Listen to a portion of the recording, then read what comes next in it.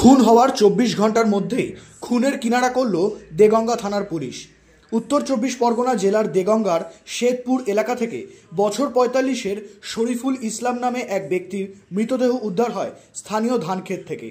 এই খুনের কিনারা করতে গিয়ে দেগঙ্গা থানার পুলিশ 24 ঘন্টার মধ্যে এই খুনের সঙ্গে জড়িত মৃত যুবকের স্ত্রী আসমা তারা বিবি সহ মনা ঘোষ ও সাফিক মণ্ডল নামে আরও 2 ব্যক্তিকে গ্রেফতার করে। পুলিশ সূত্রে জানা গেছে, বিবাহ বহির্ভূত সম্পর্কের জেরেই এই খুন সংঘটিত হয়। বৃহস্পতিবার বারাসাত আদালতে ওই 3 অভিযুক্তকে তোলা হলে তাদের 6 দিনের পুলিশি হেফাজত দেয় বারাসাত আদালত। এই বিষয়ে এসডিপিও উৎপল পুরকাইত জানান, জিজ্ঞাসাবাদকালে সেই আসমা বিবি কনফেস করে যে তার সাথে শফিক মণ্ডল এবং মনা ঘোষ এরা দুজনে সঙ্গে থেকে টোটাল 3 জনে মিলে এই যে শরীফুল ইসলাম একে খুন করেছে শ্বাসরোধ করে।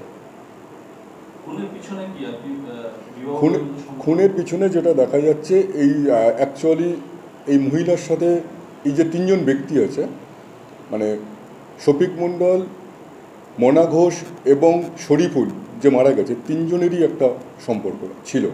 এই সম্পর্ক নিয়ে নিজেদের মধ্যে টানাপোড়েন একটা ছিল। ইতিমধ্যে ওদের নিজেদের ভেতরে কিছু কনফ্লিক্টও তৈরি হয়েছে, ছোটোখাটো ঝামেলাও ভিতরে হয়েছে। সেখান থেকেই রাগ বা আক্রোশবশত এই খুন হয়েছে।